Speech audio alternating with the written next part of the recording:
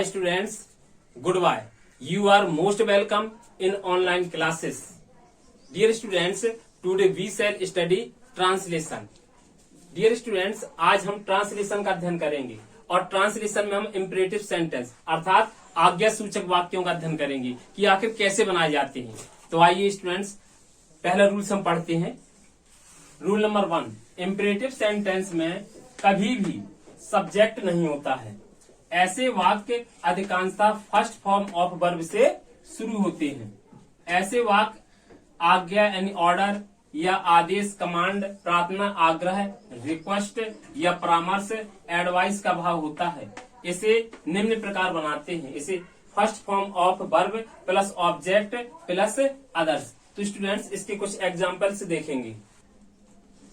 हम कुछ एग्जाम्पल्स को देखेंगे। जैसे पहला हमारा एग्जाम्पल लिखा है यहाँ आओ, तो इसको हम पहले वर्ब लाएंगे। कम, क्या बनेगा इसका?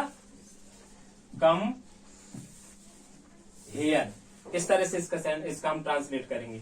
अगला है जैसे 1 मिनट रुको, तो इसका विचार करिए कैसे बनेगा आपका ये। तो वेट आ मिनट। इसी प्रकार हमारा तीसरा है कि बोर्ड की ओर देखो, तो क्या आएगा इसका? Look at the board. Look at the board. इसी प्रकार हमारा है कल मुझसे मिलो, तो आएगा हमारा सी मी टुमारो। सी मी टुमारो। सी माने स्टूडेंट्स यहाँ मिलने से है हमारा अर्थ, मिलना भी होता सी माने। इसी प्रकार हमारा 5वां सेंटेंस लिखा हुआ है यह कोट उस खूंटी पर टांग दो, तो क्या आएगा इसका? ट्रांसलेट करेंगे हम। तो hang this coat on that peg. इस तरह बनेगा स्टूडेंट्स ये हमारा। हम इसके बाद हम रूल नंबर 2 पढ़ेंगे। इसको पढ़ेंगे, यदि इम्पेरेटिव सेंटेंस में जरूर या अवश्य शब्द दिया गया हो तो इसके लिए डू वाक्य के प्रारंभ में लगाते हैं। ऐसे वाक्यों में जोर दिया गया होता और इसे देखें निम्न प्रकार बनाएंगे। जैसे do plus first form of verb, object plus others. जैसे इस ट्रांसलेशन करेंगे, जैसे कल मुझसे जरूर मिलना, तो करेंगे डू सी मी टुमारो। इस तरह से, यानी फिर से अवश्य आइए, तो क्या आएगा? Do come again. डू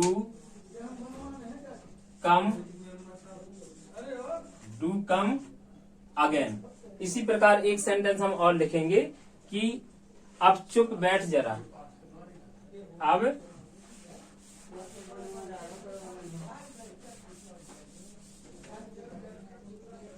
जैसे तीसरा है अब चुप बैठ जरा। ठीक है, इस तरह से आ गया। तो आएगा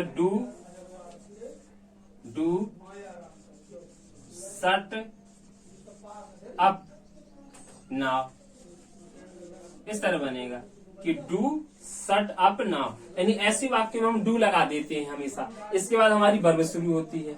चलिए रूल नंबर हम अपना अब 3 पढ़ेंगे। इसके बाद हम रूल नंबर अब 3 देखेंगे। इसके बाद हम, यदि सेंटेंस में निवेदन या आग्रह किया गया हो या वाक्य में कृपया दिया गया हो तो इसके लिए प्लीज या काइंडली लगाते हैं और इसे निम्न प्रकार बनाते हैं।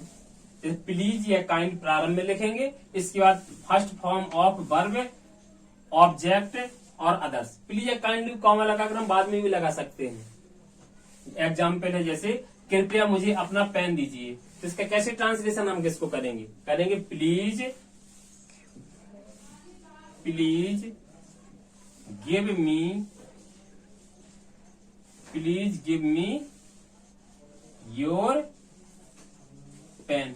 इसी प्रकार हम दूसरा हम देखेंगे, कृपया अपना नाम बताइए। तो आएगा please tell your name, please tell your name. इस तरह से हम इसको ट्रांसलेशन करेंगे। रूल नंबर इसके बाद हम चौथा देखेंगे स्टूडेंट। इसके बाद हम रूल नंबर चौथा देखेंगे। इम्परेटिव सेंटेंस में मत या ना दिया गया हो तो इसके लिए वाक्य के प्रारंभ में डू नॉट या शॉर्ट में हम डोंट लगाते हैं, है ना। इसके पश्चात फर्स्ट फॉर्म ऑफ वर्ब लगाते हैं और इसे निम्न प्रकार बनाएंगे। जो स्ट्रक्चर है, इसकी सेटिंग है, इस हिसाब से हमें सेंटेंस को सेटअप करते हैं। कोई भी होता है, जैसे do not plus first form of verb plus object plus others. इस तरह से सेंटेंसेस को हम बनाएंगे। देखें कैसे बनेंगे। हमारे सेंटेंस लिखे हुए हैं। पहला है मुझे दोस्त मत दो, तो क्या बनेगा इसका, आप विचार करें। तो आएगा डू नॉट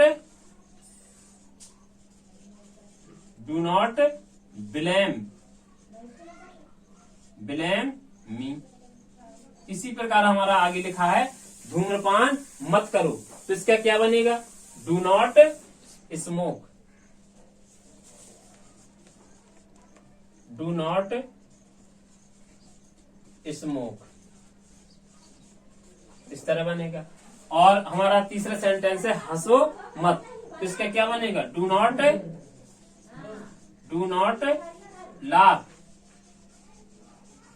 लाफ। इसके बाद चौथा सेंटेंस है फूल मत तोड़ो।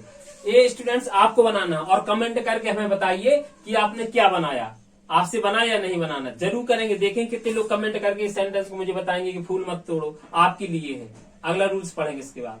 इसमें पढ़ेंगे हम, यदि इम्पेरेटिव सेंटेंस में कभी नहीं दिया गया हो और इसके साथ साथ हमारा कभी मत भी दिया गया हो, तो इसके लिए वाक्य के प्रारंभ में नेवर लगाते हैं और शेष नियमानुसार बना देंगे।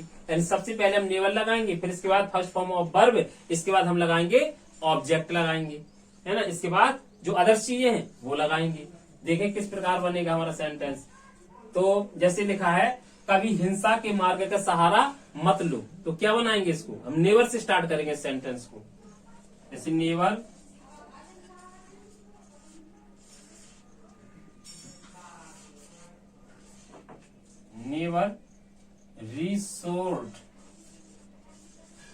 resort to violence, ये बनेगा हमारा। सबसे पहले हमारा ये नेवर आया है, नेवर रिसोर्ट टू वायोलेंस। इसी प्रकार अगला सेंटेंस है कभी झूठ मत बोलो, तो क्या आएगा, नेवर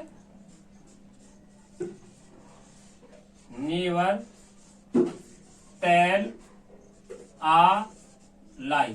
इस तरह से बनेगा हमारा। इसके बाद हम अगला नेक्स्ट रूल्स पढ़ेंगे। देखें इसके बाद हमारा जो रूल है 6 हम देखेंगे किस तरह से बनेगा।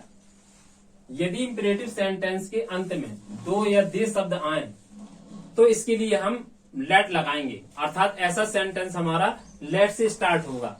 और किस तरह से इसको बनाएंगे इसको देखें, late plus object plus first form of verb plus others. इस तरह से इसको हम सेटअप करेंगे सेंटेंस को। और इसके साथ हम कुछ एग्जाम्पल से इसको बना, जैसे उसे पढ़ने दो, तो क्या आएगा, लेट हिम।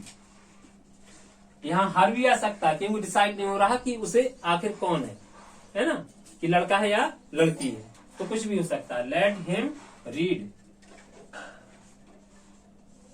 इसी प्रकार हमारा अगला है मुझे सोचने दो, तो क्या बनेगा, let me think, let me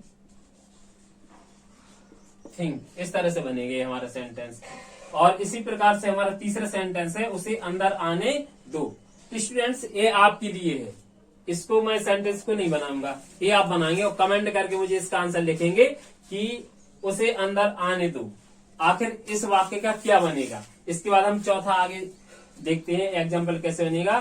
अब हम जाएंगे, तो क्या बनेगा, इसको इस तरह से बनेगा। इसके इन वाक्यों के अंत में देखिए दो या दे शब्द नहीं है, इसके बाद भी ये हमारा लेट से बनेगा, है ना। देखें कैसे बनेगा, जैसे अब हम जाएंगे तो लेट अस गो नाउ। इसी प्रकार है अब हम विषय बदलेंगे, तो क्या बनेगा इसका? Let us change the subject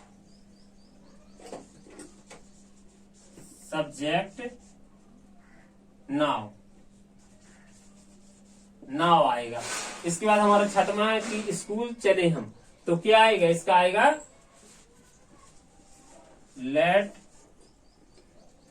us go to school. इस तरह से बनेगा स्टूडेंट्स। इसके बाद हम आगे 7th रूल पढ़ेंगे। 7th,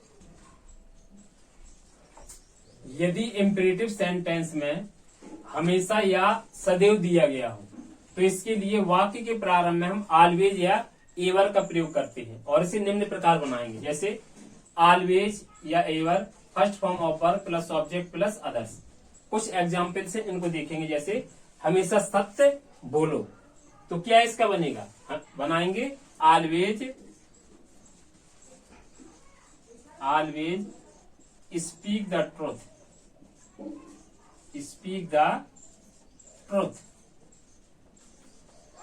दूसरा सदैव बाएं चलो, तो आएगा ऑलवेज या ever keep to the left.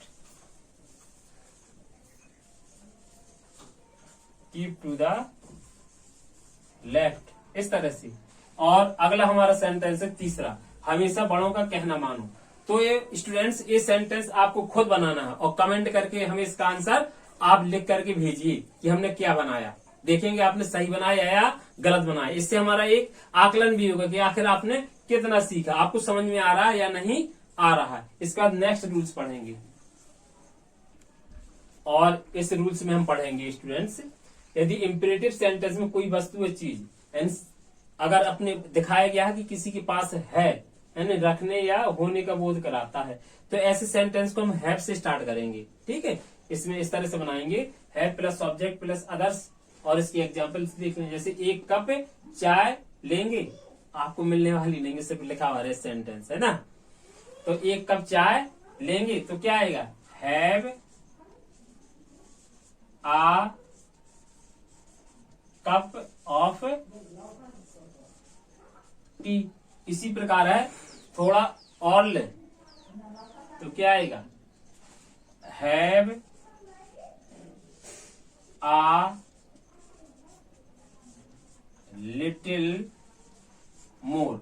इस तरह से सेंटेंस हम इनको बनाएंगे, इसका अनुवाद करेंगे। इसके बाद हम नेक्स्ट रूल्स पढ़ेंगे और हमारा नेक्स्ट रूल्स है, यदि इंपेरेटिव सेंटेंस में कभी भी नाउन या प्रोनाउन को कॉमा लगा करके एड्रेस किया गया हो, लेकिन होता हमारा इंपेरेटिव सेंटेंस है, तब की बात है कि कॉमा लगा करके हम एड्रेस कर देते हैं किसी नाउन को, है ना।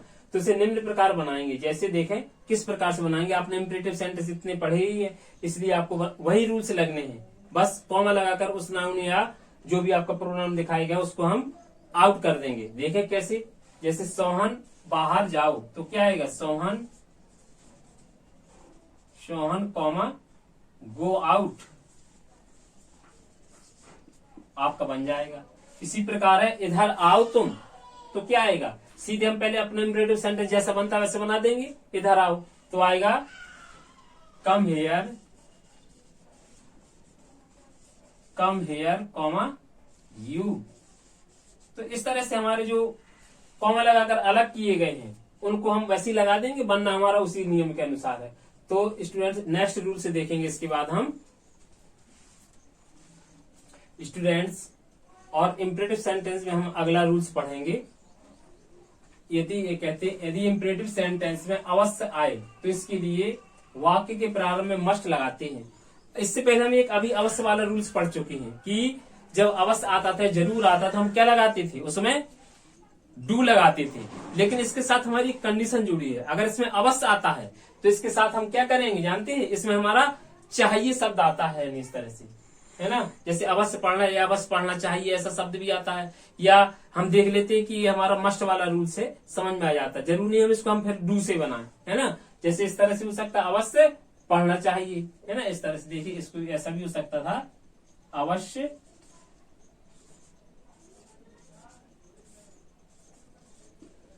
पढ़ना चाहिए। हमारा वाक्य ऐसा होता है, यानी इस तरह के वाक्य में इस तरह से चाहिए का अर्थ हम ज्यादा लेते हैं, है ना। तो देखो बनाएंगे, जैसे अवश्य पढ़ो तो क्या आएगा, मस्ट रीड, मस्ट रीड। अगर यही वाक्य हमारा ऐसा होता कि अवश्य पढ़ना चाहिए तो भी हमारा यही बनता कि मस्ट रीड। और इसी प्रकार अगला जैसे अवश्य खेलो या अवश्य खेलना चाहिए तो हमारा क्या बनेगा, मस्ट प्ले, मस्ट प्ले।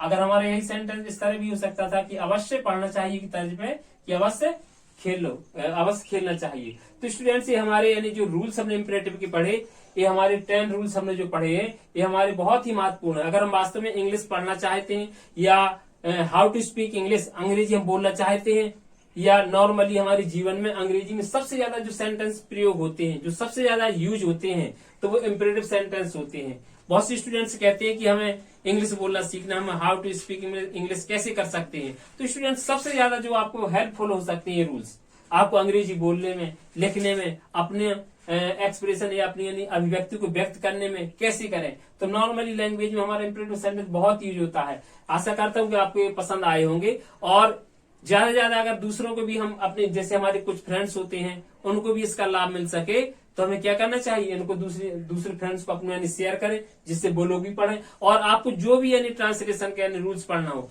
जो भी ग्रामर का यानी चैप्टर पढ़ना हो, हमें कमेंट करके मुझे बताइए, मैं आपको उसका वीडियो आपको बना दूंगा। थैंक्स।